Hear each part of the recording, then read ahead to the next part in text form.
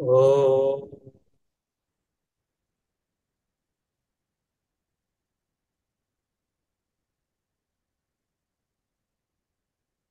భద్రం नो అపివాతయమనః.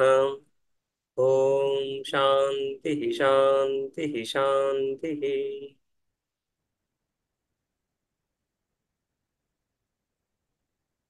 చాంద్యోగ్య ఉపనిషత్తు మనం మొదటి అధ్యాయం చూసాము. ఇక రెండవ అధ్యాయం. మొదటి అధ్యాయంలో సామ సామ మంత్రములో సామగానంలో ఒక భాగం ఉద్గీత. ఆ ఉద్గీతలో ఒక భాగము ఓంకారము. ఆ ఓంకారాన్ని ఉద్గీత అని ఆ తద్విషయక ఉపాసనలు చూసాం. అదేవిధంగా సామమంత్రాల్లో ఉండేటువంటి స్తోభాక్షరాలు, వాటి తద్విషయక ఉపాసనలు చూసాం. అదేవిధంగా ఉద్గీత అనే శబ్దంలో ఉండే ఉద్ గీత అనే పద విభాగం చూసి, అక్షర విభాగం, పదంలో ఉండే అక్షర విభాగం తద్వారా కూడా ఉపాసన చూసాం. ఇవన్నీ కూడా సామ అవయవ ఉపాసనలు. సామగానంలో ఉండే ఒకానొక అవయవాన్ని తీసుకుని ఉపాసించడం. సమగాన ప్రక్రియ క్లిష్టమైనటువంటి ప్రక్రియగానే చెప్పుకుంటారు. ఈ 5 మంది కలిసి ఒక కోఆర్డినేటెడ్ విధంగా చాలా చాలా ఆ, చాలా అధ్యయనం చేసి దీన్ని ఈ విధంగా పాడుతున్నారు. వాళ్ళు ఈ విధంగా అందులో పాడేటువంటి ఒక అంశాన్ని తీసుకొని మనం ఉపాసనలు చెప్పుకుంటున్నాం. ఇప్పుడు ఈ రెండవ అధ్యాయంలో సంపూర్ణ సామ గురించి ఇక్కడ ఉపాసనలు. అందుకనే ఇక్కడ ఆ ద్వితీయాధ్యాయస్య ప్రథమ ఖండ సమస్త సామోపాసన అని. సమస్త సామం, సామంలో ఉండేటువంటి 5 భాగాలు చెప్పుకున్నాము. పంచభక్తిక సామమని, అదే విధంగా సాప్తభక్తిక సామమని, అదే సామమంత్రాన్ని 7 విభాగాలు చేసి గానం చేయడం ఏదైతే ఉందో, ఈ విధంగా 5 అంశాలు, సామలో ఉండే 5 అంశాలు, 7 అంశాలు, వీటి గురించి ఉపాసన. ఆధ్యాత్మిక, ఆది భౌతిక, ఆది దైవిక అంశాలను ఆయా భాగాలలో భావిస్తూ, సామలో 5 భాగాలు ఉన్నాయి. సో ఆ 5 భాగాలలో వివిధ ఆధ్యాత్మిక, ఆది భౌతిక, ఆది దైవిక విషయాలను భావిస్తూ ఉపాసనలు. అది ఈ రెండో అధ్యాయం అంతా కూడా ఈ విధంగా ఆ ఉపాసనలు చెప్తున్నారు. శృతి చెప్తా ఉంది పంచభక్తికమని, సాప్తభక్తికమని. ఇక అవతరణిక భాష్యం చూద్దాము. ఓమిత్యేతదక్షరం ఇత్యాదినా సామావయవ విషయం ఉపాసనం అనేక ఫలం ఉపదిష్టం. ఇప్పుడు దాకా ఓమిత్యేతదక్షరం అక్కడి నుంచి మొదటి మంత్రం, మొదటి అధ్యాయంలో మొదటి ఖండంలో మొదటి మంత్రం, రైట్. సో అక్కడి నుంచి మొదలుకొని సామావయవ విషయం, సామావయవాలే విషయాలుగా కలిగినటువంటి ఉపాసనలు. ఉపాసన అంటున్నప్పుడు ఉపాస్యము, ఉపాస్య తత్వము, అందులో భావన, ఏ భావన చేస్తున్నాము, ఏ ఫలము. ఉపాస్య విషయము మొదటి అధ్యాయంలో అన్ని ఉపాసనలో కూడా ఉపాస్య విషయము ఉద్గీత. ప్రధానంగా ఉద్గీతనే చూసుకున్నాం. కొన్ని చోట్ల ఉద్గీతలో ఉన్నటువంటి భాగాలని స్తోభాక్షరాలు అని చెప్పుకున్నా, జనరల్గా సామాన్యంగా ఉద్గీతను అక్కడ ఉపాసనా విషయం ఉపాస్యంగా, అందులో మళ్ళీ భావన, అందులో వివిధ దృష్టులతో ఆ ఉద్గీతను ఉపాసిస్తూ దానికి వివిధ ఫలాలు కూడా చెప్పుకున్నాం. అదంతా కూడా అక్కడ అనేక ఫలం, అనేక ఫలం అంటే అనేక ఫలాలు కలిగినటువంటి సామావయవ సామావయవమే ఉద్గీతయే విషయమైనటువంటి అనేక ఉపాసనలు ఇక్కడ చెప్పబడ్డాయి ఇప్పుడు దాకా. అనంతరం చ స్తోభాక్షర విషయం ఉపాసనం ఉక్తం. అదే విధంగా సామావయవాలు చెప్పుకున్న తర్వాత స్తోభాక్షరాలు కూడా సామావయవాలే. స్తోభ అంటున్నప్పుడు నిరర్థక అక్షరాలు అని చెప్పేసి, ఆ అక్షరాలకి అన్వయం వాక్యంలో చెప్పుకోము. మంత్రం కూడా వాక్యమే కదా, ఆ వాక్యంలో అన్వయం ఉంటుంది. వాక్యం అన్వయం, క్రియతో అన్ని పదాలు అన్వయాన్ని పొంది, క్రియతో అన్ని పదాలు అంటున్నప్పుడు పదాలు కాకుండా పదార్థాలు. పదం ద్వారా పదార్థ జ్ఞానం కలుగుతుంది. ఆ పదార్థము ఆ వాక్యంలో ఉండే క్రియ చేత అన్వయాన్ని సంబంధాన్ని పొందుతుంది, రైట్. రామో గచ్చతి అంటున్నప్పుడు గచ్చతి క్రియాపదము, రామశబ్దం ఒక అర్థాన్ని తెలియజేస్తా ఉంది, రాముడు అనే వ్యక్తిని తెలియజేస్తా ఉంది. ఆ రాముడు అనే వ్యక్తికి ఈ గమనము అనే క్రియతో సంబంధం, దాన్ని అన్వయం అని చెప్పుకుంటున్నాం, రైట్. రామో గ్రామం గచ్చతి అంటున్నప్పుడు రామశబ్దానికి గచ్చతితో సంబంధము, గ్రామ శబ్దానికి కూడా గచ్చతి క్రియతో సంబంధం. రామో గచ్చతి, గ్రామం గచ్చతి, దాన్ని ఖండాన్వయంగా చెప్పుకుంటాం. ఖండాలుగా, భాగాలుగా, పాక్షిక అన్వయం. క్రియాపదాన్ని తీసుకొని ఒక్కొక్క కారకాన్ని జోడిస్తే అన్వయం కలుగుతా ఉంది, ఒక అర్థం వస్తా ఉంది. రామో గచ్చతి, రాముడు వెళ్తున్నాడు. గ్రామం గచ్చతి, గ్రామానికై వెళ్తున్నాడు. యానేన గచ్చతి, యానం ద్వారా, ఒక వాహనం ద్వారా వెళ్తున్నాడు, రైట్.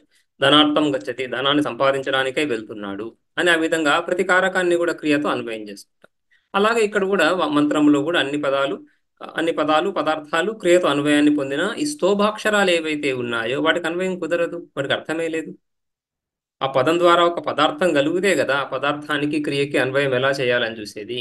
సో ఆ విధంగా అన్వయం అక్కడ లేదు. అటువంటి అక్షరాలను స్తోభాక్షరాలు అని చెప్పుకుంటున్నాం. వాటికి తద్విషయక ఉపాసనలు కూడా చెప్పుకున్నాం. సర్వథాపి సామైకదేశ సంబద్ధం ఏవ తదితి అథ ఇదానీం సమస్తే సామ్ని సమస్త సామ విషయాని ఉపాసనాని వక్ష్యామి ఇది ఆరభతే శృతి.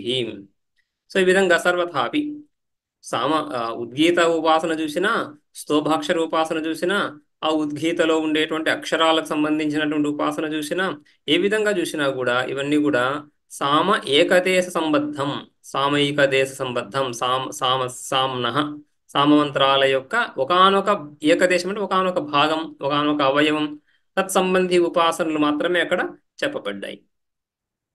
అందుకని ఇప్పుడు ఈ అధ్యాయంలో దానికి వేరుగా సమస్తే సామ్ని, సంపూర్ణ సామ్ని సామ విషయక, సమస్త సామ విషయాని ఉపాసనాని, సంపూర్ణ సామమే విషయంగా కలిగినటువంటి ఉపాసనలు. ఈ ఉపాసనలు ఏవైతే ఉన్నాయో ఇందులో ఉపాస్యము సంపూర్ణ సామమని, సమస్త సామ విషయాన్ని ఉపాసనాని పక్ష్యామి చెపుతాను అని శృతి ఆరభతే. శృతి ఈ విధంగా ఈ అధ్యాయాన్ని ఆరంభిస్తాంది. యుక్తం హి ఏకదేశోపాసనానంతరం ఏకదేశి విషయం ఉపాసనం ఉచ్యతే ఇది. అంతేకాకుండా ఏకదేశ ఉపాసన, ఏకదేశం అంటున్నప్పుడు ఏకావయవం, ఒకానొక అవయవానికి సంబంధించినటువంటి ఉపాసనలు చెప్పిన తర్వాత అవయవి సకల అవయవ సమన్వయం ఎక్కడైతే ఏ అవయవిలో ఉంటుందో, అవయవము అవయవి అంటున్నప్పుడు అవయవాలు ఈ విధంగా ఈ కాళ్ళు చేతులు కళ్ళు ముక్కు నోరు ఇవన్నీ కూడా అవయవాలుగా చెప్పుకుంటాం. ఈ అవయవాలన్నీ కలిగినటువంటి ఆ వ్యక్తిని అవయవి, శరీరము లేదా వ్యక్తి, అక్కడ ఆ వ్యక్తిని అవయవి అని చెప్పుకోవచ్చు. అదేవిధంగా ఒక చెట్టులో ఉండేటువంటి ఆకులు కొమ్మలు రెమ్మలు ఇవన్నీ కూడా అవయవాలు, ఆ సంపూర్ణ వృక్షాన్ని అవయవి అని. అదేవిధంగా సామమంత్రంలో ఉండేటువంటి ప్రస్తావ, ప్రతిహార, ఉద్గీత ఇత్యాదులన్నీ కూడా అవయవాలు. ఈ అవయవాలన్నీ కలిపి ఒకటిగా చూసినప్పుడు, ఈ అవయవాలన్నింటినీ విడివిడిగా కాకుండా ఒకటిగా చూసినప్పుడు అది అవయవి, అది ఏకదేశి. ఏకదేశము ఏకదేశి. ఏకదేశి అంటున్నప్పుడు అక్కడ ఇకారం ఏదైతే వచ్చిందో తదిత ప్రత్యయం, రైట్, ఇనిట్ అనవు అని తదిత ప్రత్యయం. ఏకదేశానికి ఇకారం చేర్చి అకారం పోయి ఏకదేశి, ఏకదేశ శబ్దం నుంచి ఏకదేశి వస్తా ఉంది. ఏకదేశాల యొక్క సమూహము, ఏకదేశాలు కలిగినటువంటిది అని, అనేక ఏకదేశాలు కలిగినటువంటిది ఏకదేశి. ఆ ఏకదేశి అంటే ఇక్కడ మళ్ళీ ఏకదేశి అంటే ఏకశబ్దం ఉంది, దేశి ఉంది కాబట్టి మళ్ళీ అవయవంగా చెప్పుకోకూడదు దీన్ని. ఏకదేశి అంటే సంపూర్ణ సకలావయవాలు కలిపినటువంటి అవయవి. అవయవి ఉపాసన, ఇక్కడ సంపూర్ణ సామ ఉపాసన చెప్పడం ఎంత సబబుగా ఉంటుంది కదా. ఒక్కొక్క భాగం గురించి ఉపాసన చెప్పుకున్న తర్వాత సమస్త భాగాల గురించి ఉపాసన చెప్పుకోవడం అని, ఈ విధంగా పూర్వాధ్యాయానికి ఉత్తరాధ్యాయానికి సంబంధం, రైట్. సో మంత్రాలలో ఒక ఖండం తీసుకున్నప్పుడు మంత్రాలలో పూర్వాపౌర సంబంధం, ఈ మంత్రం పూర్వంలో ఎందుకు తర్వాత ఎందుకు అని సంబంధం ఉంటుంది. ఒక ఫ్లో, ఆ విధంగా ఒక అన్వయం ఉంది. ఆ మంత్రాలన్నీ కలిపి ఒక ఉపాసన కదా. అదేవిధంగా ఈ ఖండాలలో కూడా ఒక ఒక సంబంధం కలుగుతుంటుంది. ఈ ఖండం తర్వాత ఈ ఖండం, ఈ ఖండం తర్వాత ఈ ఖండం, ఈ ఉపాసన తర్వాత ఆ ఉపాసన అని. అదేవిధంగా ఈ అధ్యాయం తర్వాత తదుపరి అధ్యాయం అంటున్నప్పుడు ఈ అధ్యాయాలకు కూడా సంబంధం ఉండాలి. ఇదంతా ఒక గ్రంథం, ఒక ఆ వేదములో భాగం ఉపనిషత్తు, ఆ ఉపనిషత్తులో అధ్యాయాలు ఇవి. సో అధ్యాయాల్లో ఆ విధంగా పూర్వాపౌర్య భావం, ఈ సంబంధం క్రమం ఎందుకు వస్తా ఉంది అనేది చెప్తున్నారు ఇక్కడ. ఈ విధంగా అవయవ ఉపాసన మొదటి అధ్యాయంలో, అవయవి ఉపాసన రెండవ అధ్యాయంలో. అందులో మొదటి మంత్రం చూద్దాం. ఓం సమస్తస్య ఖలు సామ్న ఉపాసనగం సాధు యత్ ఖలు సాధు తత్సామేత్యాచక్షతే యదసాధు తదసామేతి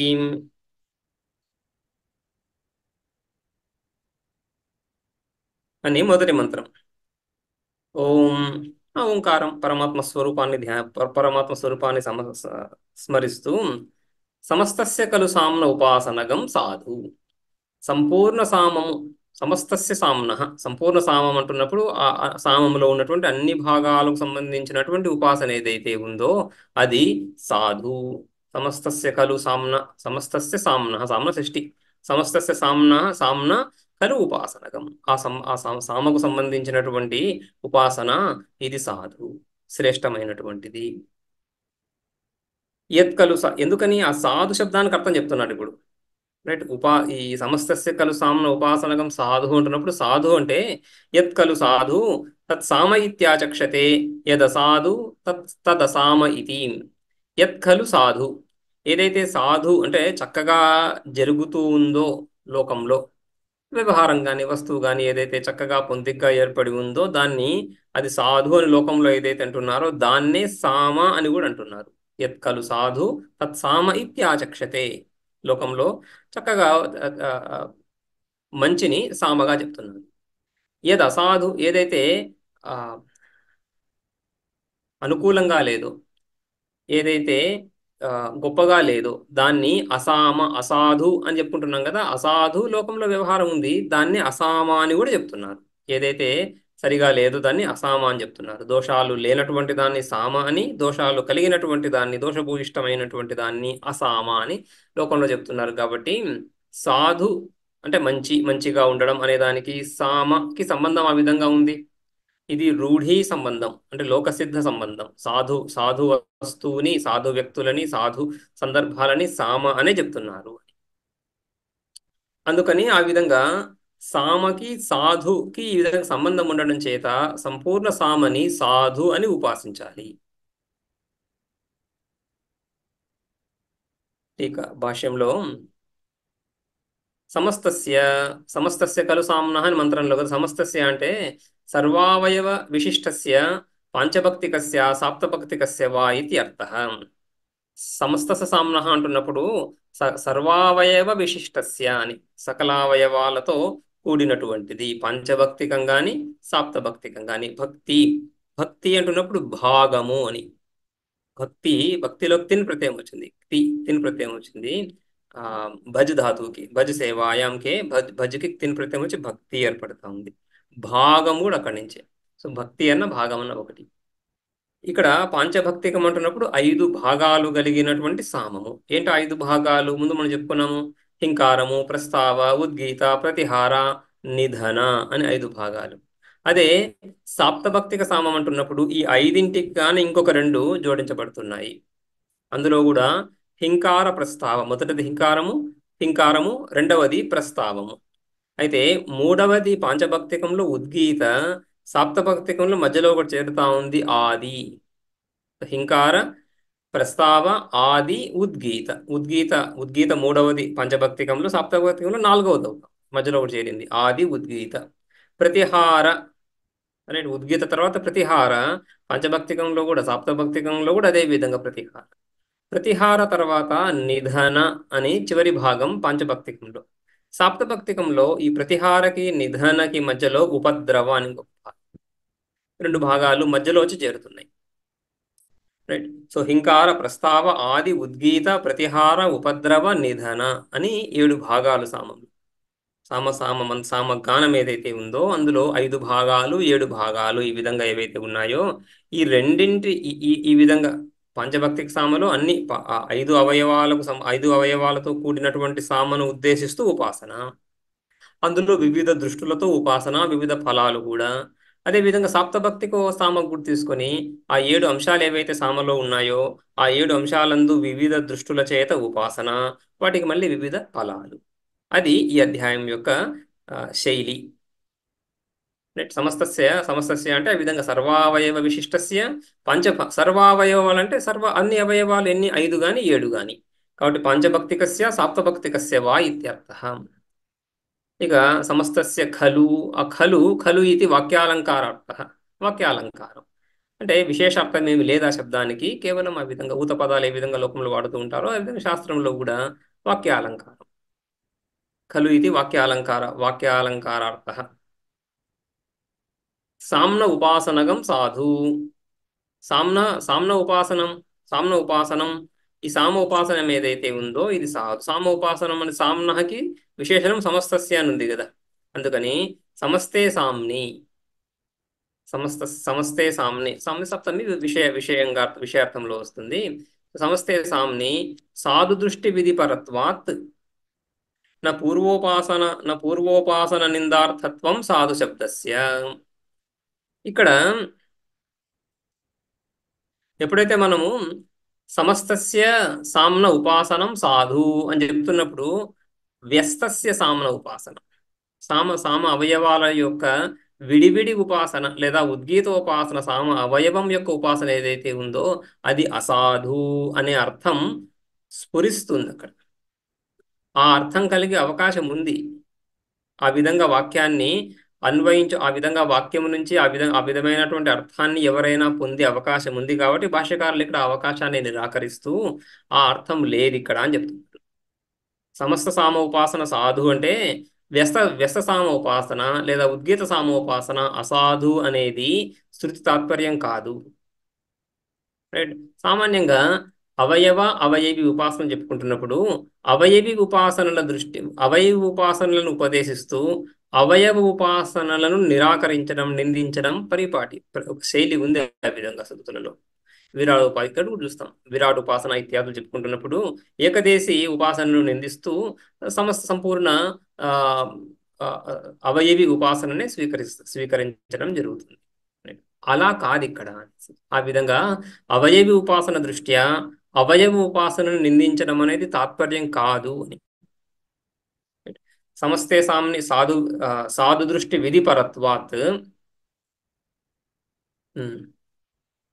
సంపూర్ణ సామ ఉపాసనలో సాధు దృష్ట్యా దీన్ని ఉపాసించు అని చెప్పడం ఇక్కడ తాత్పర్యం. కానీ ఈ ఉపాసన సాధు మంచిది, ఆ ఉపాసన అసాధు మంచిది కాదు అనే అర్థం కాదు. రైట్. రైట్. ఇంతకు ముందు ఉపాసనలో రసతమత్వం ఇక్కడ సామావయ ఉద్గీత ఎందు రసతమం అని, అదే విధంగా వివిధ దృష్టులతో కూడా ఉపాసన ఏ విధంగా చూసామో అదే విధంగా సాధు దృష్టి విధానం ఇక్కడ సాధు దృష్ట్యా సామను ఉపాసించు అని. సమస్త సామని సాధు దృష్ట్యా అంటే ఆ సంపూర్ణ సామం ఉపాస్యమైంది, ఆ ఉపాస్యంలో సాధు దృష్టి. అంతేగాని ఇందులో సాధుత్వాన్ని శృతి చెప్పటం లేదు. ఈ సామం సాధు, ఆ సామం అసాధు అని సాధుత్వ అసాధుత్వాలని చెప్పటం లేదు ఇక్కడ. ఆ విధంగా కనుక చెప్తే అది నిందార్థం అవుతుంది, పూర్వోపాసన యొక్క నిందార్థం అవుతుంది. ఆ విధంగా లేదు ఇక్కడ. నిందార్థం చెప్పుకున్నప్పుడు కూడా శృతి సామాన్యంగా నింద చెప్తున్నప్పుడు ఏదైతే శృతి విధించిందో, ఏదైతే శృతి స్వయంగా ఏ విషయాన్నైతే శృతి స్వయంగా విధించిందో అదే విషయాన్ని ఇంకొక చోట నిందించినప్పుడు అక్కడ మనం నహి నిందా న్యాయాన్ని మనం అవలంబిస్తాం. నహి నిందా న్యాయం అంటే నహి నిందా నింద్యం నిందితుం అపితు విధేయం స్తోతుం. నింద ఏదైతే శృతి చేస్తుందో అది నింద విషయాన్ని నిందించడంలో తాత్పర్యం లేదు, ఏదైతే విధానం చేస్తుందో దాన్ని స్తుతించడమే తాత్పర్యం అని ఆ విధంగా నహి నిందాన్యాయం చెప్పుకుంటాం. సామాన్యంగా విరాట్ ఉపాసన ఇత్యాదులు చెప్తున్నప్పుడు అక్కడ ఏకదేశి ఉపాసనని ఈ విధంగా నిందించడం అంటే ఏకదేశి ఉపాసన చెయ్యకు అని కాకుండా ఏకదేశ ఉపాసన కంటే కూడా ఏకదేశ ఉపాసన కంటే కూడా సంపూర్ణ సమస్త దృష్టితో ఉపాసించడం శ్రేష్టం అని చెప్పడం అంతవరకు. ఇప్పుడు ఉపాసనా సహిత కర్మలు కేవల కర్మల కంటే కూడా ఉపాసనా సహిత కర్మలు శ్రేష్టము అని చెప్పడం అది నహి నిందా న్యాయం. కేవల కర్మలు చేయొద్దు అని చెప్పడం లేదు, కేవల కర్మలు చేయొచ్చు, దోషం లేదు. కానీ అంతకంటే కూడా ఉపాసనా సహిత కర్మలు గొప్పవైనటువంటి ఫలాన్ని ఇస్తాయి అని చెప్పడం దాన్ని నహి నిందా న్యాయంగా చెప్పుకుంటాం. ఇక్కడ ఆ విధంగా నహి నిందా న్యాయం కూడా కాదు. ఈ రెండింటిని పోల్చటం లేదు. రైట్. మొదటి అధ్యాయంలో చెప్పిన ఉపాసనలను రెండవ అధ్యాయంలో చెప్పబోతున్నటువంటి ఉపాసనలను పోల్చడం లేదు ఇక్కడ. రైట్. అవి వేరే ఉపాసనలు, ఇవి వేరే ఉపాసనలు. అది ఒక తరగతికి సంబంధించినటువంటి ఉపాసనలు, ఇది ఇంకొక తరగతికి సంబంధించినటువంటి ఉపాసనలే గాని వీటిలో ఒకదాన్ని నిందించి ఇంకొక దాన్ని స్తుతించడం అనే అర్థం లేదు. ఎందుకంటే ఇక్కడ సాధు శబ్దము విధిపరకంగా వస్తా ఉంది. సాధు దృష్టితో ఉపాసించు అని చెప్తా ఉంది శృతి అని. అందుకని సమస్తే సామ్ని సాధు దృష్టి విధిపరత్వాత్ సాధు శబ్ద అని. సాధు శబ్దము సాధు దృష్టిని విధానం చేయడానికే గాని ఇంకో ఇంతకుముందు చెప్పిన సామలు సాధు కాదు అని చెప్పడం అర్థం అని చెప్పడంలో తాత్పర్యం లేదు అని. రైట్, సాధు శబ్దస్య పూర్వోపాసన నిందార్థత్వం న. ఓకే. అయితే ఇందులో చిన్న పూర్వపక్షము నను పూర్వత్ర అవిద్యమానం సాధుత్వం సమస్తే సామ్య విధీయతే. పూర్వత్ర అవిద్యమానం సాధుత్వం, పూర్వత్ర అంటే పూర్వ ఉపాసనలలో, పూర్వాధ్యాయం మొదటి అధ్యాయంలో చెప్పిన ఉపాసనలలో ఏ సాధుత్వం అయితే చెప్పబడలేదో ఆ సాధుత్వం ఇక్కడ చెప్పబడతా ఉంది. రైట్, ఇంతకుముందు ఉపాసనలు కూడా సాధువే, ఈ ఉపాసనలు కూడా సాధువే అని లేదు కదా. ఆ విధంగా ఉండింటే గనక ఆ ఉపాసనలు కూడా శృతి సాధు అని చెప్పి, ఈ ఉపాసనను కూడా శృతి సాధు అని చెప్పింటే అప్పుడు రెండు ఉపాసనలు కూడా శృతి సాధు అనే చెప్తా ఉంది, నింద లేదు అని అర్థం వస్తుంది. కానీ అలా లేదు. మనం ముందు ఉపాసనలలో అనేక ఉపాసనలు చూసాము. అనేక ఉపాసనలు చూసినప్పటికీ కూడా అందులో ఈ విధంగా ఇది సాధు ఇది అసాధు అనేది ఏం లేదు అక్కడ. రైట్, సాధు అసాధు అంశాలు లేకుండా వివిధ వివిధ విషయాలు చర్చించబడ్డాయి, వివిధ ఉపాసనలు చర్చించబడ్డాయి, కానీ సాధు అసాధు లేదు అక్కడ అని. రైట్,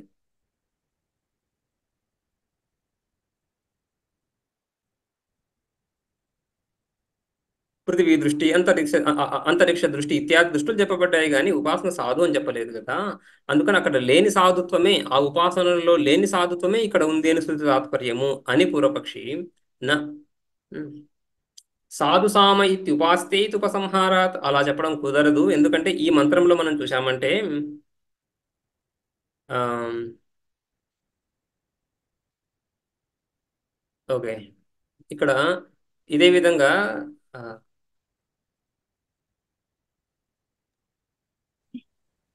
నేను ఎంత ఇవ్వాలి? 3 hours కదా అయింది. minimum per hours amount. Okay, but మీ నెంబర్కి వేయిస్తాను. Sir. ఏదైనా ఉంటే ఫోన్ చేస్తాను. Sir. ఈ ఖండంలో 4వ మంత్రంలో ఇక్కడ చివరిలో వస్తా ఉంది, సయ ఏతదేవ విద్వాన్ సాధు సామైత్యుపాస్తే అని. రైట్, లోపల పెట్టింది. ఏతదేవం విద్వాన్ సాధు సామైత్యుపాస్తే అభ్యాసోహ యదేనం సాధవో ధర్మ ఆగచ్చేయుర్ ఉపచనమేయు అని అక్కడ సాధు సామ ఇది ఉపాస్తే అని ఉపసంహారం ఉంది 4వ మంత్రంలో. రైట్, ఆ విషయాన్ని చూసి ఇక్కడ ఆ విషయాన్ని చూపించి ఇక్కడ చెప్తున్నారు. ఈ విధంగా సామ సాధు ఉపాస్తే అని ఉపసంహరించబడతా ఉంది. ఈ సామను సాధు అని ఉపాసించు అని, సామ సాధు ఇది ఉపాస్తే, సాధు ఇది, సాధు ఇది అంటే సాధు అని ఉపాసించు అని కదా అని చెప్తా ఉంది. కాబట్టి ఇక్కడ ఈ ఈ ఈ ఈ ఉపాసన సాధు అని సాధు దృష్టితో ఉపాసించడం, ఉపాసించు అని చెప్పడమే శృతి తాత్పర్యం. కానీ ఈ సామ సాధువు దా ముందు ముందు ఉపాసనల కంటే కూడా ఇది గొప్పది అనే అనే అర్థం లేదు ఇక్కడ అని.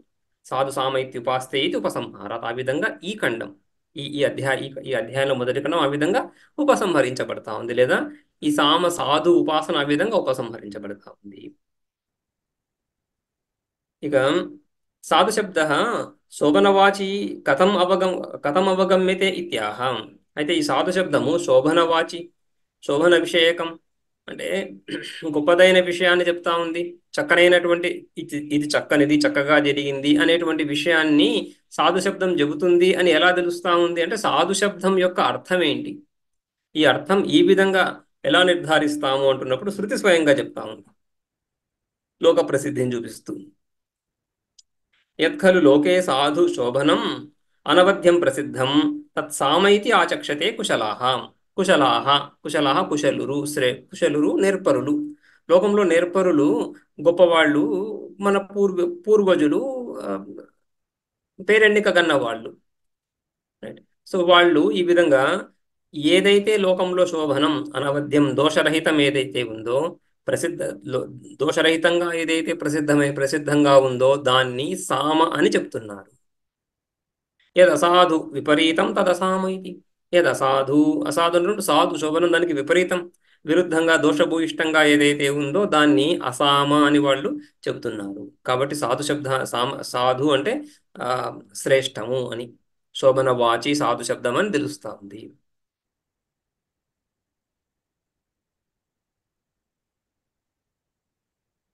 ఓకే, రెండో మంత్రం చూద్దాము.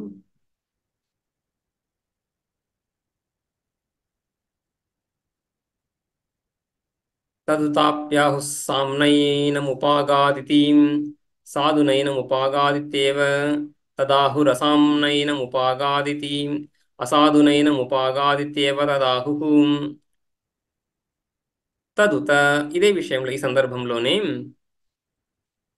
తదుత అప్యాహుః తదుత అపి ఆహుః ఈ విధంగా చెప్తున్నారు ఏమని సామ్నా ఏనం ఉపాగాదితి సాధునా ఏనం ఉపాగాదిత్యేవ ఇత్యేవ తదాహుః రైట్ ఏనం ఏనం సాధునా ఉపాగాత్ ఒక వ్యక్తిని చక్కగా ఆశ్రయించినప్పుడు విధిపూర్వకంగా విధివత్ సమిత్పాణి ఇత్యాదులుగా చెప్పుకుంటాం కదా ఆ విధంగా విధివత్ వ్యక్తిని చేరినప్పుడు సామ్నా ఏనం ఉపాగాత్ అని చెప్తున్నారు. అదేవిధంగా అసామ్నా ఏనం ఉపాగాదితి అసాధునా ఏనం ఉపాగాదిత్యేవ తదాహుః రైట్. ఎక్కడైతే ఎవరినైతే అనుకూలంగా వ్యక్తిని ఏ విధంగా ఆశ్రయించాలో ఆ విధంగా ఆశ్రయించినప్పుడు ఏ విధంగా వ్యక్తిని చేరాలో ఆ విధంగా చేరనప్పుడు అక్కడ అసామ్నాయేన ఉపాగాత్ అని చెప్తున్నారు. రైట్. సో ఈ విధంగా రెండో మంత్రం కూడా ఈ సామశబ్దము సాధు శబ్దము రెండింటిలో ఉండేటువంటి సామ్యం ఈ విధంగా అర్థం ద్వారా సామ్యతని ఈ విధంగా శృతి సాక్షాత్తుగా చూపిస్తా ఉంది.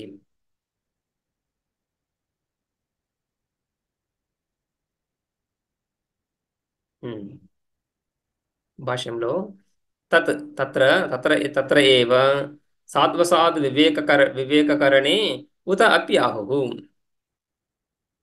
తదుత అప్యాహుః అని కదా మంత్రంలో తద్ ఉత అపి ఆహుః తద్ అంటే తత్ర తదనే పదానికి తత్ర అంటే ఈ ప్రకరణంలో ఏ ప్రకరణం ఇది సాధు అసాధు విభాగం చూస్తున్నాము. ఏది సాధు అయితే ఏది సాధువో అది సామాని ఏది అసాధు అది అసామాని. ఈ సాధు అసాధు వివేకకరణే ఈ వివేకం అంటే పృథక్కరణం సాధు అసాధు అనేటువంటి ఈ భేదాన్ని చూపిస్తున్నటువంటి తెలియజేస్తున్నటువంటి ఈ సందర్భంలో ఈ విధంగా లోకంలో ప్రసిద్ధ ప్రయోగాలు ఉన్నాయి. ఏమని సామ్నా ఏనం రాజానం సామంతం చ ఉపగతవాన్ సామ్నా చక్కగా ఏనం రాజానం ఈ రాజును లేదా సామంతం చ ఈ రాజును సామంత రాజును చక్రవర్తి రాజు సామంతు చెప్తున్నప్పుడు రాజా అంటే చక్రవర్తిను సామంతుడిను ఈ విధంగా సామ్నా ఉపాగా చక్కగా చేరుకున్నాడు. కోసౌ యతః అసాధుత్వ ప్రాప్త్యాశంక సైత్యభిప్రాయ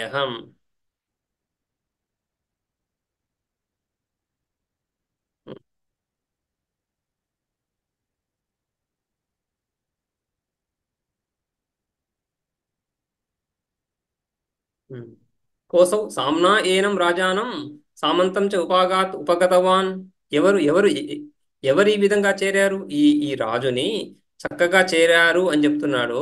ఎవరు రైట్ ఈ విధంగా చక్కగా చేరినటువంటి ఈ వ్యక్తి ఎవరు అంటున్నప్పుడు కోసౌ యతః అసాధుత్వ ప్రాప్త్యాశంక స ఇత అభిప్రాయ రైట్.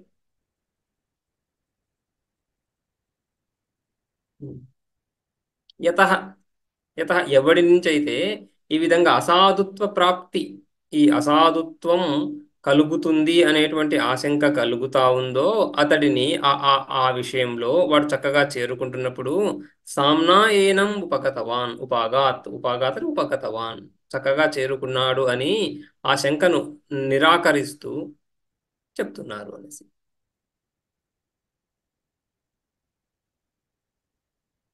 అదేవిధంగా శోభనాభిప్రాయేణ సాధునా ఏనం ఉపాగాదితి ఇత్యేవ తత్రాహుః లౌకికాః బంధనాది అసాధు కార్యం అపశ్యంతః. సో ఈ విధంగా శోభనాభిప్రాయేణ సాధునా ఏనం ఉపాగాతితి ఏవ తత్రాహుః ఆ విషయంలో లౌకికాః అంటే లోక వ్యవహారము అనేసి. అంటే సాధు శబ్దము ఏదైనా ఒక పదానికి లోక ప్రసిద్ధి ఉన్నప్పుడు, లోక ప్రసిద్ధి లేనప్పుడు శాస్త్ర ప్రసిద్ధిని అన్వేషిస్తాం. శాస్త్రంలో ఆ పదానికి ఏమర్థం ఉంది చూడాల్సి వస్తుంది. లోక ప్రసిద్ధి ఉన్నప్పుడు లోక ప్రసిద్ధిని తీసుకొని అర్థం చెప్పుకుంటాం. లోక ప్రసిద్ధిని రూఢి అని కూడా, రూఢి అర్థం, రూఢి అర్థము, శక్తి శక్తి శక్తి అర్థం, శక్తి అర్థము అని ఈ అర్థాలు సామాన్యంగా లోకంలో ప్రసిద్ధంగా ఉంటున్నప్పుడు అవే చూస్తున్నాం కదా. సో అందుకని ఎక్కడైతే ఈ విధంగా సాధుత్వం కనిపిస్తా ఉందో, అసాధు వ్యవహారం కనిపించడం లేదో, ఉమ్, సో దుష్ట వ్యవహారం ఎక్కడైతే కనిపించడం లేదో, దండన దూషణ ఇత్యాదులు ఎక్కడైతే కనిపించడం లేదో, అక్కడ ఆ వ్యవహారంలో సామ శబ్దాన్ని ప్రయోగిస్తున్నారు. రైట్.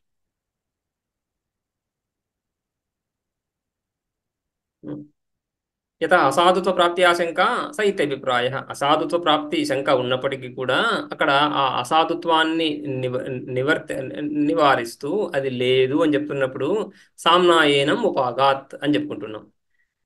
శోభనాభిప్రాయేణ, సామ్నా అంటే శోభనా, సామ్నా సాధునా, సాధునా శోభనాభిప్రాయేణ సాధునా ఏనం ఉపాగాత్ ఇది ఏవ తత్రాహు. ఎక్కడైతే చక్కగా చేరుకున్నాడో అక్కడ ఈ విధంగా చెప్తున్నారు. ఎక్కడైతే బంధనాది అసాధు కార్యం అపశ్యంత లౌకికా, ఈ రాజు దగ్గరికి రెండు రకాలైనటువంటి ప్రజలు చేరుతుంటారు. శిక్షను పొందేవాళ్ళు, తప్పు చేసినటువంటి వాడిని కూడా రాజు దగ్గరికి తీసుకువెళ్ళి ఆ సభలో శిక్ష ఇత్యాది నిర్ణయించి వాడికి శిక్ష విధిస్తున్నారు. అతడు కూడా రాజును చేరుతున్నాడు, సభను చేరి శిక్షను పొందుతున్నాడు. అక్కడ కూడా రాజును చేరడం అనేటువంటి క్రియ ఉంది. ఇంకొకడు ఆ రాజును చక్కగా చేరేదో బహుమతులను ఇత్యాదులను పొంది ప్రశంసలను చేసి రాజును ప్రశంసించబడము, తద్వారా ఈ విధంగా ప్రశంస సంబంధంగా చేరుకోవడం అనేది రెండో రకం. ఈ రెండు రకాలలో ఆ ఎవడైతే ఈ విధంగా ఈ దండన ఇత్యాదిలకు సంబంధించినటువంటి వాడై ఉన్నాడో వాడు చేరుతున్నప్పుడు సామ్నా ఏనం ఉపాగాత్ అని, లేదా సామ్నా ఏనం ఉపాగాత్ ఇది, సాధునా ఏనం ఉపాగాత్ ఇది ఏతదాహు, ఈ విధంగా చెప్తున్నారు. అంటే ఆ సామశబ్దానికి సాధుత్వానికి సంబంధం చూపిస్తున్నారు. యత్ర పునః విపర్యయో బంధనాది అసాధు కార్యం పశ్యంతి తత్ర అసామ్నాయేనం ఉపాగాత్ ఇది అసాధునాయేనం ఉపాగాత్ ఇత్యేవ తదాహు. ఏ విధంగా, ఎక్కడైతే ఈ విధంగా వ్యక్తి చేరుతున్నప్పుడు ఈ ఈ చౌ ఈ చౌర్యాది కర్మలు చేసినటువంటి వాడు ఎవడైతే చేరుతున్నాడో వాడికి బంధన దండన ఇత్యాదులు ఏదైతే లభిస్తున్నాయో అక్కడ ఏమని చెప్తున్నారు. రైట్. విపర్యయ అంటే విపరీతంగా, ముందు చెప్పిన దానికి విరుద్ధంగా బంధనాది అసాధు కార్యం పశ్యంతి, ఆ వ్యక్తిని బంధించడం, ఈ విధంగా రాజాజ్ఞ చేత బంధించడం ఈ విధంగా ఏదైతే జరుగుతా ఉందో తత్ర అసామ్నాయేనం ఉపాగాత్ అని, అసామ్నాయేనం ఉపాగాదితి అని చెప్తున్నారు. అంటే అసాధునాయేనం ఉపాగాదితి ఏవ తదాహు. అసామ్నాయేనం, అసామ్నా అంటే అసాధునా అనే అర్థం. అసాధునా అనే అర్థంలోనే చక్కగా, అంటే బంధనాదులను పొందాడు వీడు అనే విషయంలోనే అసామ్నాయేనం ఉపాగాత్ అని చెప్తున్నారు.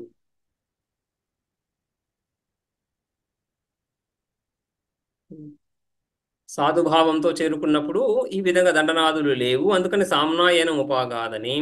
అసాధుభావంతో చేరుకుంటున్నప్పుడు దండనాదులు చెరసాల్లో బంధించిన ఇత్యాదులు ఉన్నాయి కాబట్టి అసామ్నాయేనం ఉపాగాదని చెప్తున్నారు. మొదటి మంత్రంలో చెప్పినట్లుగానే, మొదటి మంత్రంలో రెండవ భాగంలో చెప్పినట్లుగానే సామ శబ్దానికి సాధు శబ్దానికి సంబంధం, అదేవిధంగా అసామ శబ్దానికి అసాధు శబ్దానికి సంబంధం.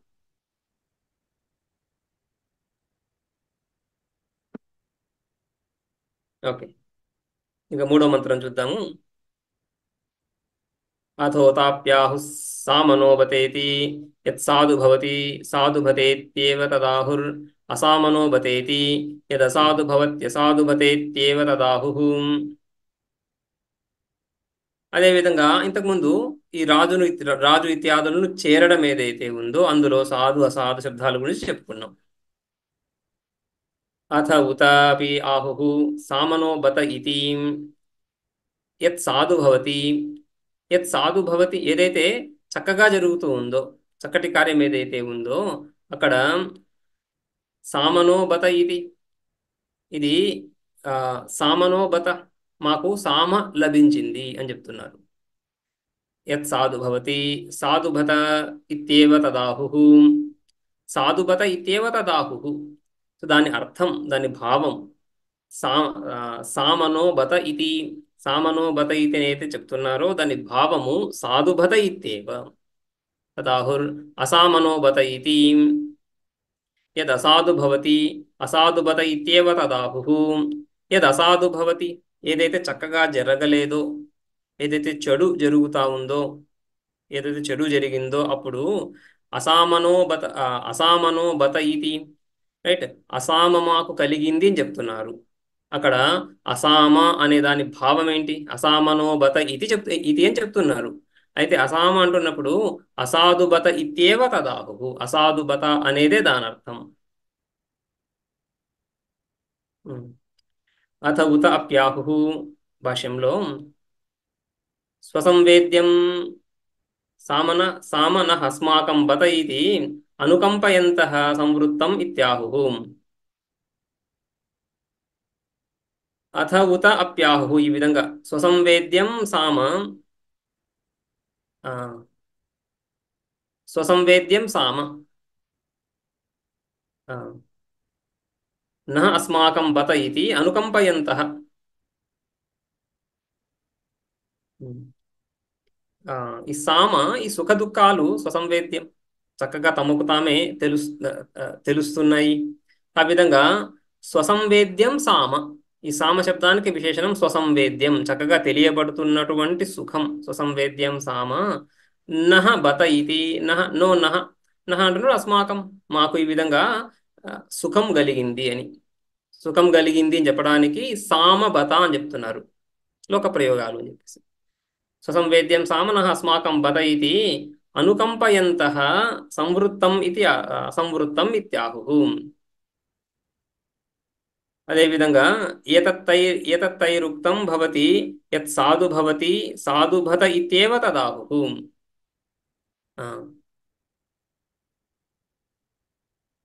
ఏతత్తైరుక్తం ఈ విధంగా వాళ్ళు సామనో బత ఇది ఏదైతే చెప్పారో ఏతత్తైరుక్తం భవతి సామన అస్మాకం బత అని ఏదైతే చెప్తున్నారో యత్ సాధు భవతి సాధుభత ఇత్యేవ తదాహుః.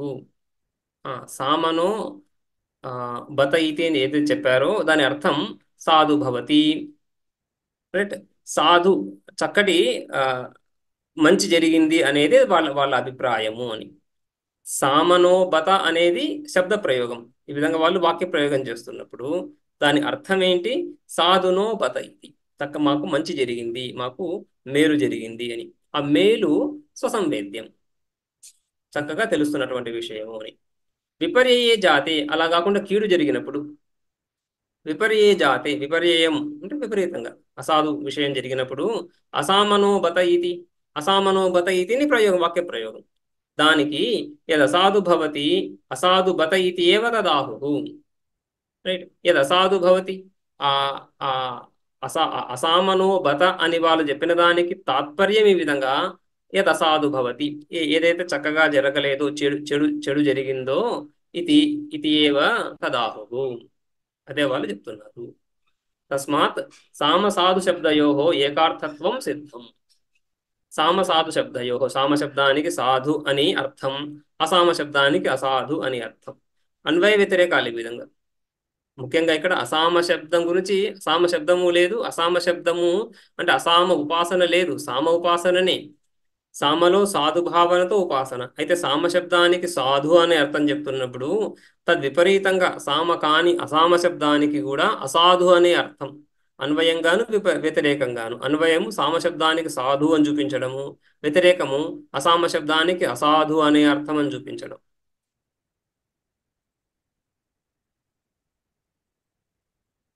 ఆ విధంగా ఉంటూ ఇప్పుడు ఉపసంహార వాక్యము. అతః సయ ఏతదేవం విద్వాన్ సాధు సామైత్యుపాస్తే అభ్యాసోహ యదేనగం సాధవో ధర్మా ఆగచ్చేయుర్ ఉపచనమేయుః. ఈ విధంగా ఏతదేవం విద్వాన్ ఏవం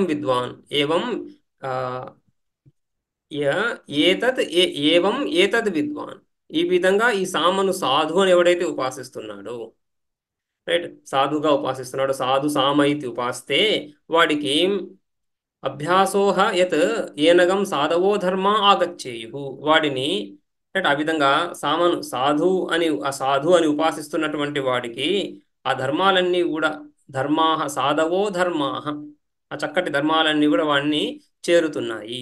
ఏనగం సాధవో ధర్మాహ ఆగచ్చేయు ఉపచ నమేయు.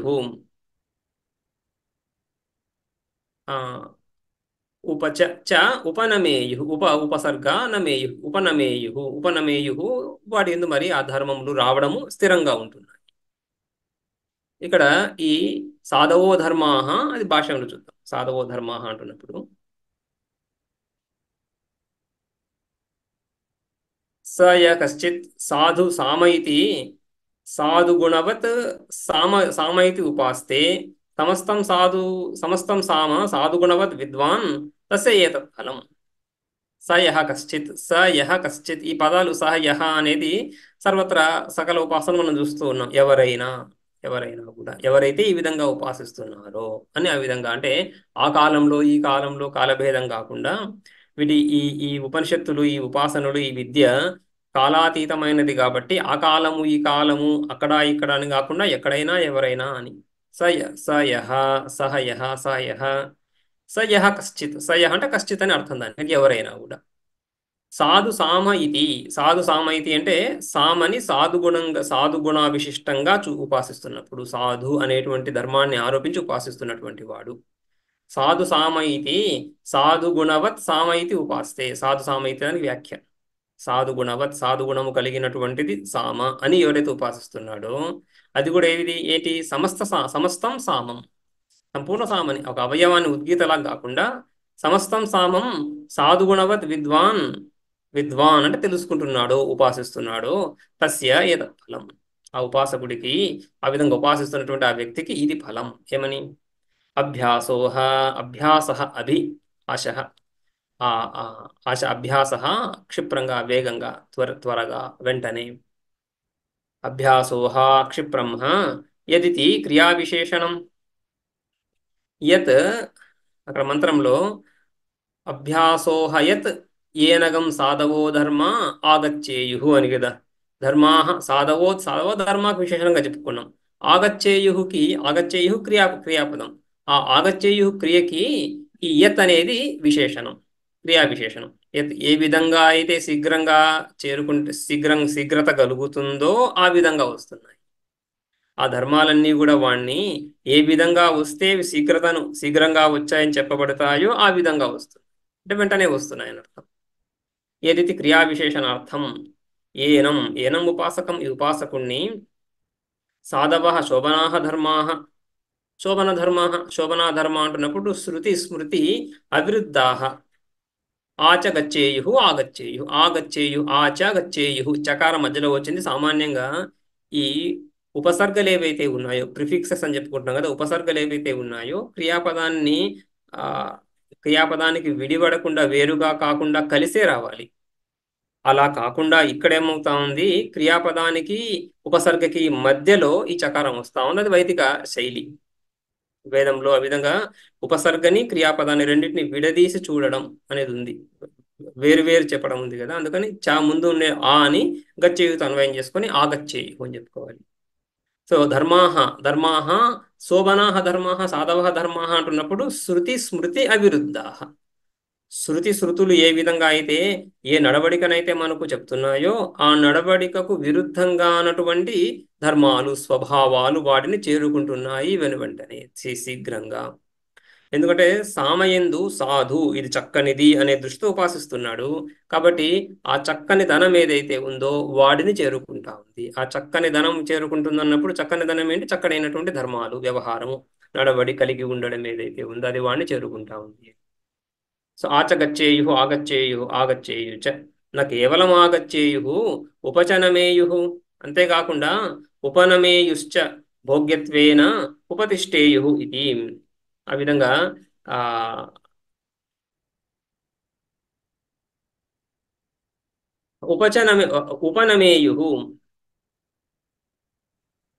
ఉపనమేయు చ అంటున్నప్పుడు భోగ్యత్వేన ఉపతిష్టేయు, భోగ్యత్వేన.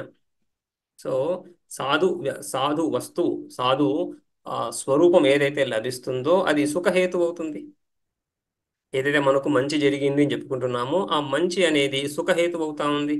సో ఈ విధంగా శోభన ధర్మాహ అంటున్నప్పుడు గుణములు లేదా విషయములు, ధర్మశబ్దానికి విషయం కూడా ఉంది కదా, విషయములు చక్కనైనటువంటి విషయాలన్నీ వాటిని చేరుకుంటున్నాయి. ఉపాసన కదా, ఉపాసనకి ఫలం చెప్పుకోవాలి. సో ఫలం ఈ విధంగా, ఫలం ఎప్పుడు కూడా రెండు రకాలుగానే చెప్పుకున్నాం ఫలాన్ని. ఫలం అనేది సుఖప్రాప్తి, దుఃఖ నివృత్తి. సుఖప్రాప్తి, దుఃఖ నివృత్తి. ముఖ్యంగా ఈ ఉపాసనలలో, కర్మలలో, ఉపాసనలలో సుఖప్రాప్తినే ఫలంగా చెప్పుకుంటాం. దుఃఖ నివృత్తి కంటే కూడా సుఖప్రాప్తినే ఫలంగా చెప్పుకుంటాం. సో ఆ విధంగా ఇక్కడ ధర్మాహ అంటున్నప్పుడు ఆ విధంగా సుఖాన్ని కలిగించేటువంటి శోభన శృతి స్మృతి అవిరుద్ధమైనటువంటి విషయాలు, అంటే అధర్మం కాన ధార్మికమైనటువంటి ధర్మ సంబంధమైనటువంటి విషయాలు, సుఖాన్ని కలిగించేటువంటి విషయాలు చేరుకోవడం, ప్రతిష్టను పొందడం, స్థిరంగా ఉండడం. అన్నవానన్నాదో భవతి ఇత్యాదులు చెప్పుకుంటూ ఉంటాం. సో అన్నవానన్నాదో భవతి అంటున్నప్పుడు అధిక అన్నాన్ని పొంది ఉండడం, ఆ అధిక అన్నాన్ని అనుభవించడానికి సామర్థ్యం కలిగి ఉండడం, రెండు కూడా కావాలి కదా. అధిక అన్నము ఉండాలి, అన్నాన్ని ఆరగించుకునే సామర్థ్యం కూడా ఉండాలి, రెండు కూడా అని. ఆ విధంగా ఇక్కడ వీడికి ఈ శోభనాహ ధర్మాహ ఆగచ్చేయు ఉపనమేయుశ్చ, వాడి ప్రతిష్టను కూడా వాడి యందు పొందుతున్నాయి అని. ఇక్కడికి మొదటి అధ్యాయం అయింది.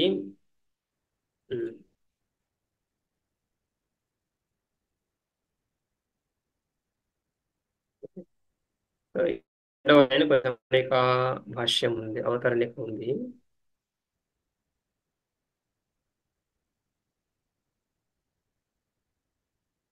ఇక్కడ ఈ మొదటి అధ్యాయంలో సామయందు సాధు దృష్టితో ఉపాసన చెప్పుకున్నాము.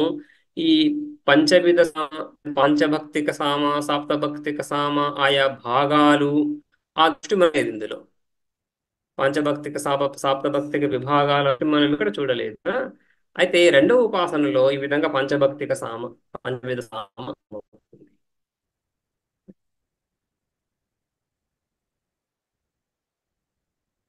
రెండవ అధ్యాయము అవతరణిక చూద్దాము. కాని పునస్తాని సాధు దృష్టి విశిష్టాని సమస్తాని సామాని ఉపాని ఇది ఇమాని తాని ఉచ్యంతే లోకేషు పంచవిధం ఇత్యాది. అయితే ఇక్కడ సాధు దృష్టి విశిష్టాని సమస్త సామోపాసన ఏదైతే మనం ఈ అధ్యాయంలో చెప్తున్నారని చెప్పుకుంటున్నామో, ఈ అధ్యాయం అంతా కూడా సమస్త సామోపాసన చెప్తుందని చెప్పుకున్నాము. ఏంటి ఆ సమస్త సామోపాసన? అన్ని సమస్త సామోపాసనలలో కూడా సాధు దృష్టి సామాన్య సామాన్య సాధు అని చెప్పుకున్నాం కదా, సాధు భావన. సో అందుకని సాధు దృష్టి విశిష్ట, సాధు దృష్టి కలిగినటువంటి ఆ సామోపాసనలు, ఈ సాధు దృష్టితో సామను ఉపాసించడమే అదొక ఉపాసన అయింది. అంతేకాదు విశిష్ట ఉపాసనలు, వివిధ ఉపాసనలు, వేరు ఉపాసనలు ఉన్నాయి, అవి ఏమి అని. ఇది ఇమాని తాని ఉచ్యంతే, ఇమాని తాని ఈ ఉపాసనలన్నీ కూడా లోకేషు పంచవిధం ఇత్యాది. ఈ లోకాలలో వివిధ లోకాల దృష్టితో ఈ పంచవిధ సామ ఇత్యాది ఉపాసనలు ఇక్కడ ఆరంభించబడుతున్నాయి. అందులో పూర్వపక్షము నన్ను లోకాది దృష్ట్యా తాని ఉపాస్యా దృష్ట్యా చైతి విరుద్ధం.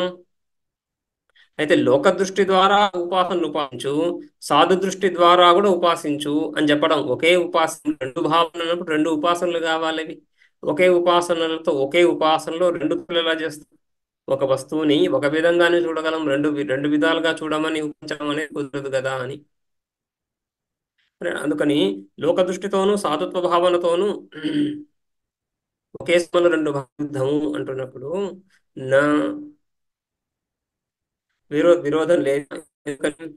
సాధ్వర్థస్య లోకాధికార్యేషు కాస్య అనుగత మృదాదివత్ ఘటాది వికారేషు. సాధ్వర్థస్య కారణస్య సామ,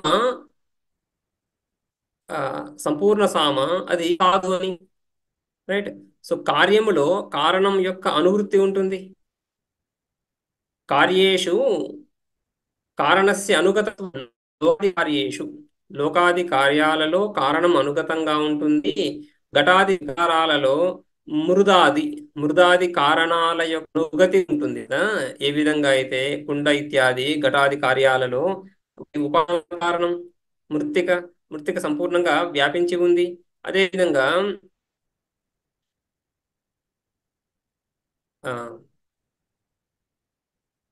సాధ్వర్తస్య సామ్నః, ఈ సమ ఏదైతే సాధువర్తం సాధు శబ్దం సాధు సామ సాధు రెండు ఒకే విషయాన్ని సూచించేటువంటి రెండు పదాలుగా చెప్పుకున్నాం. పదసామానాధికరణ్యం పదసామాధికరణ్యం లేదా ఇక్కడ పదసామానాధికరణం కాకుండా ఇక్కడ ఆ సమానార్థక పదాలు అయిపోయాయి. రెండు కూడా సామ సాధు రెండు సమానార్థక పదాలు అయ్యాయి. రైట్.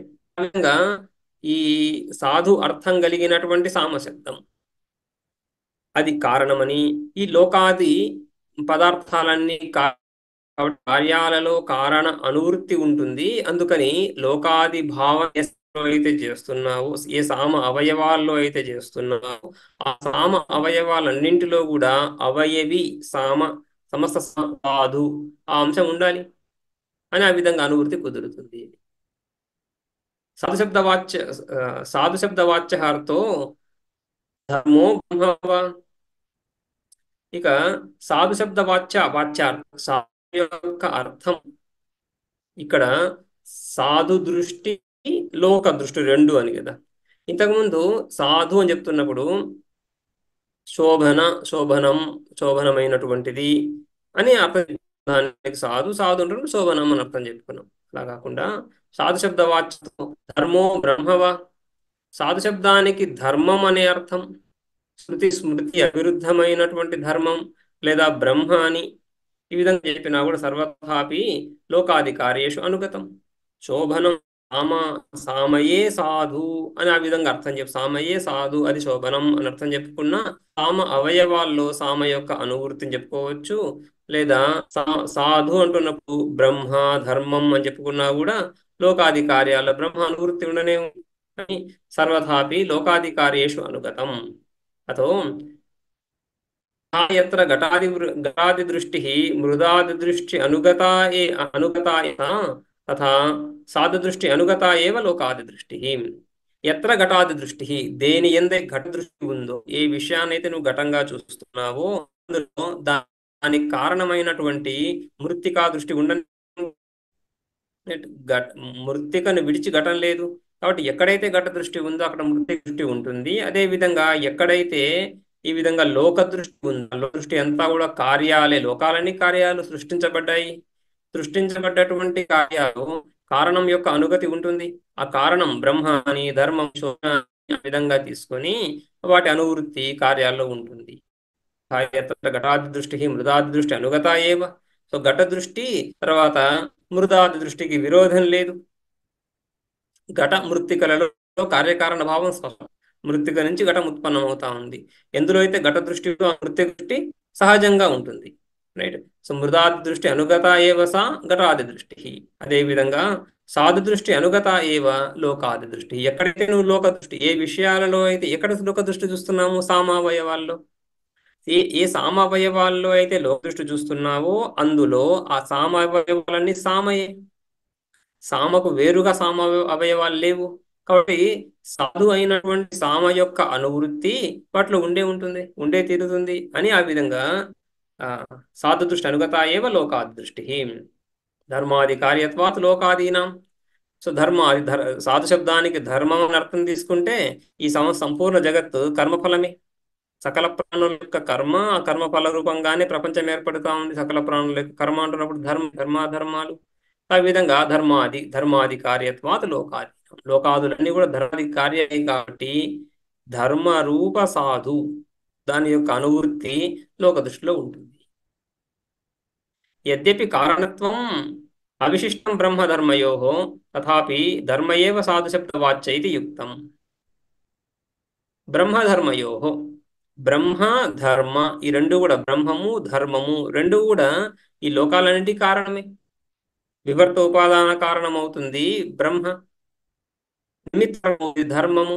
ఆ విధంగా బ్రహ్మధర్మయో ఈ బ్రహ్మ మరియు ధర్మం ఈ రెండు కూడా అవిశిష్టం కారణత్వం ఉభయో రెండిట్లో కూడా ఈ విధంగా కారణత్వం ఉంది. అయినప్పటికీ కూడా ధర్మం ఇక్కడ తీసుకోవాలి, బ్రహ్మం కాకుండా. జ్ఞానకాండంగా ఆరంభం కాదు, ఉపాసనాకాండ. ఇక్కడ ధర్మాన్ని తీసుకుంటాం. తథాపి ధర్మ ఏవ సాధు శబ్దవాచ్య ఇది యుక్తం.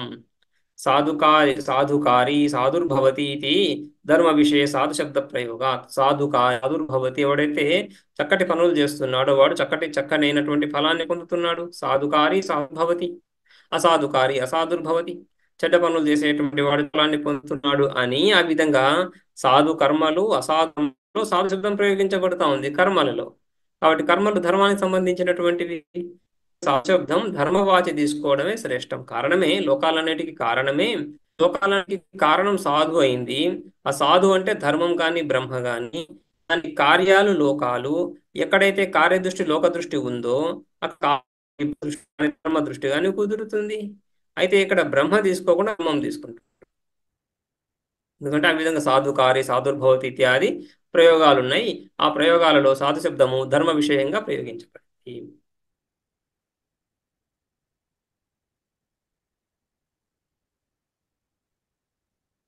నను లోకాధికార్యేషు కారణస్య అనుగతాత్ అర్థప్రాప్తా ఏవ తద్దృష్టిః ఇతి సాధు సామేత్యుక్తే ఇతి న వక్తవ్యం.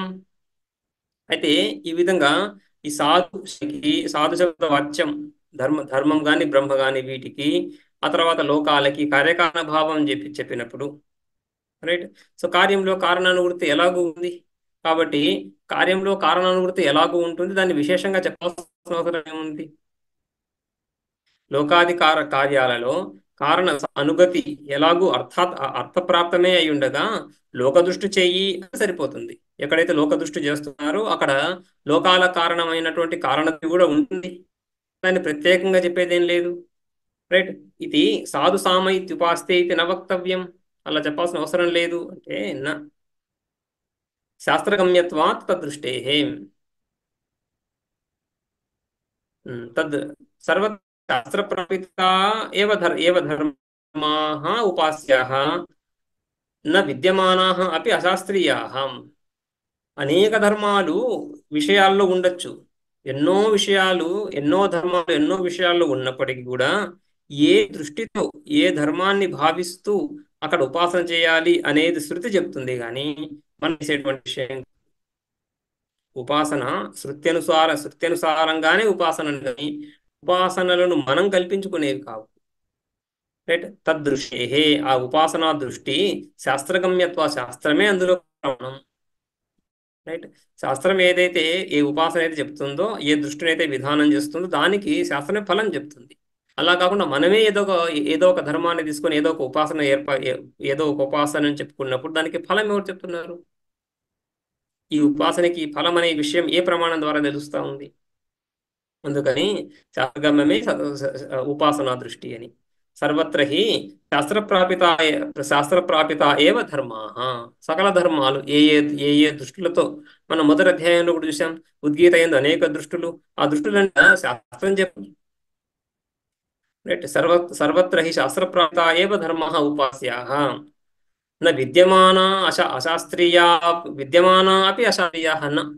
అందులో ఆ ధర్మిలో ధర్మం ఉన్నప్పటికీ కూడా కనిపిస్తున్నప్పటికీ కూడా అది అశాస్త్రీయమైతే, అశాస్త్రీయం అంటే శాస్త్రం ద్వారా తెలియచేయబడకపోతే, శాస్త్రం చెప్పినటువంటి విషయం కాకపోతే అది అశాస్త్రీయం. శాస్త్రం నిషిద్ధం అని కాదు. శాస్త్ర నిషిద్ధం అశాస్త్రీయం అని కాదు. శాస్త్ర నిషిద్ధం ఎలాగూ చేసేది లేదు. అది నిషేధ కర్మల కిందకి వస్తూ ఉంది. శాస్త్రం నిషిద్ధమే కాదు, శాస్త్రం విధానం చేయనటువంటి ఉపాసనలు కూడా, శాస్త్రం చెప్పనటువంటి ధర్మాలు కూడా అందులో ఉన్నా కూడా అవి ఉపాసించడానికి తగవు. శాస్త్రం ఏదైతే ఉపదేశిస్తుందో అదే ఉపాసన చేయాల్సినటువంటి విషయము. శాస్త్రం ఈ విధంగా అనేక అంశాలని అనేక విషయాలను బోధిస్తూ ఉంది. ఆ విధంగా అనేక విషయాలు బోధిస్తున్నప్పుడు ఇన్ని ఉపాసనలు ఆ విధంగా శాస్త్రం విధానం చేస్తున్నప్పుడు కొత్తగా అక్కడ లేనిదేదో చెప్పాల్సినటువంటి అవసరమే లేదు. రైట్. చెప్పినప్పుడు దానికి ఫలం నిర్ణయించే అవకాశం కూడా వేరే ఉపాసన చెప్పాల్సిన అవసరము లేదు. చెప్పినా కూడా వాటికి ఏ ఫలము అని నిర్ధారించడానికి ఒక మార్గం, ఈ ఉపాసనకి ఈ ఫలం అని చెప్పడానికి ఏ మార్గము ఏ ప్రమాణం కూడా లభించదు. అందుకని శాస్త్రీయ విషయాలు శాస్త్రీయ ధర్మాలే ఉపాసించాలి కాబట్టి శాస్త్రము కారణధర్మం కార్యములు అనుగతమై ఉంటుందని తెలిసి కూడా ఆ విధంగా ఆ సాధుభావనతో ఉపాసించు అని చెప్తాం. అందులో ఈ లోక విషయక ఉపాసన ఆది భౌతిక ఉపాసన ఇక్కడ చెప్తున్నారు. ఇది రేపు చూద్దాం, తర్వాత క్లాస్లో చూద్దాం.